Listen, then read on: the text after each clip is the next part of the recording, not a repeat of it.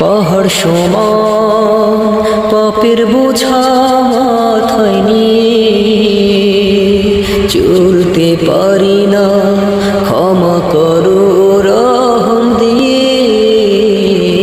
পাহাড় সমান পাপের বোঝা মাথায় নিয়ে চলতে পারি না, ক্ষমা করো রহম দিয়ে। বান্দা